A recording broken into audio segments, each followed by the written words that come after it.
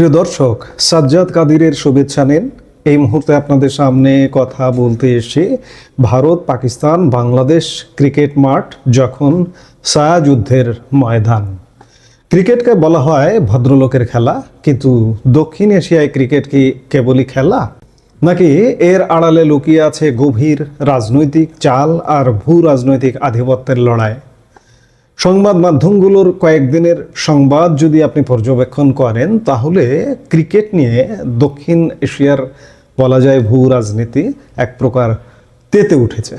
2026 টি-20 বিশ্বকাপে পাকিস্তান অংশ নেবে ঠিকই, কিন্তু তারা ভারতের বিপক্ষে কোনো ম্যাচ খেলবে না। অন্যদিকে বাংলাদেশ নিরাপত্তার অজুহাতে ভারতের মাটিতে বিশ্বকাপ বয়কট করার সিদ্ধান্ত নিয়েছে। আজ আমরা বিশ্লেষণ করব ক্রিকেট মাঠ কেন এখন ভারত, পাকিস্তান এবং বাংলাদেশের জন্য একটি রাজনৈতিক দাবার বোর্ড হয়ে দাঁড়িয়েছে। দক্ষিণ এশিয়ার ক্রিকেটে ভারতের নিয়ন্ত্রণ প্রশ্নাতীত। আইসিসির আয়ের সিংহভাগই আসে ভারত থেকে, যার ফলে ক্রিকেটের নীতি নির্ধারণে বিসিসিআইয়ের প্রভাব অপরিসীম। কিন্তু এই আধিপত্য কি এখন প্রতিবেশীদের সঙ্গে সম্পর্কের অবনতি ঘটাচ্ছে? ঘটনার সূত্রপাত আইপিএল থেকে মোস্তাফিজুর রহমানকে বাদ দেওয়ার পর। উগ্রপন্থীদের চাপে মোস্তাফিজকে দল থেকে সরিয়ে দেওয়ার বিষয়টি বাংলাদেশের সরকার, ক্রিকেট প্রেমী এবং বিসিবির মধ্যে তীব্র ক্ষোভের সৃষ্টি করে। এর রেশ ধরে বাংলাদেশ ক্রিকেট বোর্ড বা বিসিবি ভারতকে নিরাপত্তার দিক থেকে ঝুঁকিপূর্ণ হিসেবে চিহ্নিত করে এবং সেখানে দল না পাঠানোর চূড়ান্ত সিদ্ধান্ত নেয়, যার ফলে আইসিসি বাংলাদেশকে ছাড়াই বিশ্বকাপের সূচি ঘোষণা করতে বাধ্য হয়। এখানে একটু বলে নেওয়া ভালো যে মোস্তাফিজকে আইপিএল থেকে বাদ দেওয়া হয়েছে। আইপিএল একটা ভিন্ন জিনিস এবং আইসিসি একটা ভিন্ন জিনিস।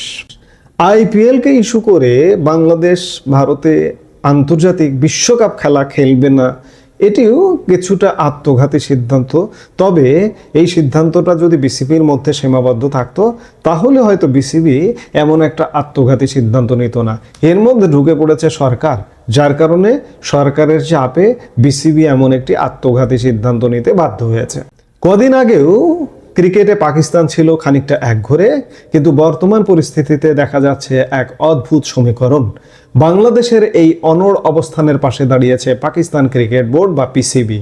পাকিস্তানের কিংবদন্তি ক্রিকেটাররা এবং স্বয়ং পিসিবি প্রধান আইসিসির সমালোচনা করে কদিন আগে বলেছিলেন, বাংলাদেশের নিরাপত্তাজনিত উদ্বেগ কেন উপেক্ষা করা হচ্ছে।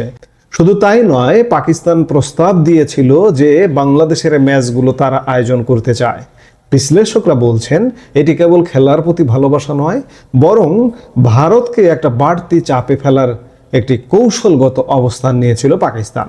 পাকিস্তান এখন বাংলাদেশকে একটি ডিপ্লোম্যাটিক ওয়েপন বা কূটনৈতিক অস্ত্র হিসেবে ব্যবহার করছে। এবার আসা যাক পাকিস্তানের সাম্প্রতিক সিদ্ধান্তে। তারা ঘোষণা করেছে বিশ্বকাপে অংশ নিলেও ভারতের মুখোমুখি হবে না তারা।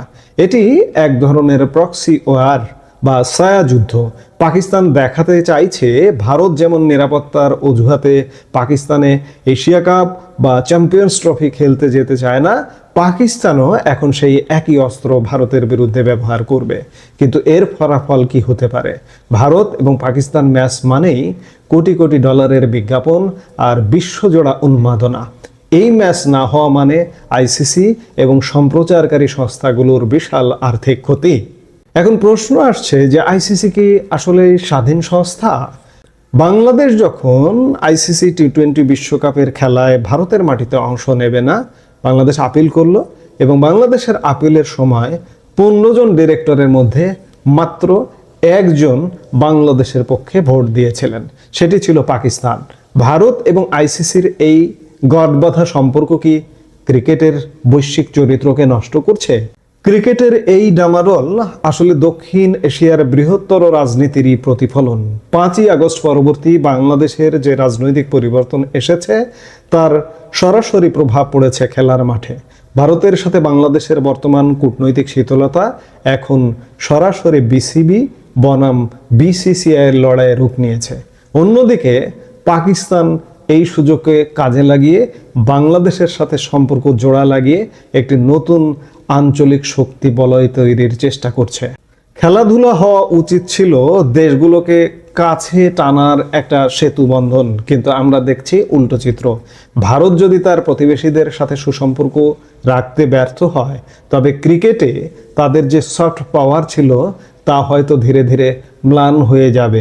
প্রশ্ন আসছে যে ভারত যদি সম্পর্ক রাখতে চায়, কিন্তু ভারতের সাথে পাকিস্তান বা বাংলাদেশ সম্পর্ক রাখতে চায় কিনা, সেটিও একটা মোটা দাগের প্রশ্ন। বাংলাদেশ কি ক্রিকেট থেকে একা হয়ে পড়ছে, নাকি নতুন কোনো জোটের পথে হাঁটছে? আর পাকিস্তান কি পারবে ভারতকে তার নিজের অস্ত্রেই ঘায়েল করতে? আপনাদের কি মনে হয়, বাংলাদেশের কি উচিত ছিল যে কোনো মূল্যে বিশ্বকাপে যাওয়া, নাকি এই কঠোর অবস্থানই সঠিক? আপনাদের মতামত কমেন্টে জানান। এই মুহূর্তে এ পর্যন্তই, দেখা হচ্ছে পরবর্তী বিশ্লেষণে। ভালো থাকুন, সুস্থ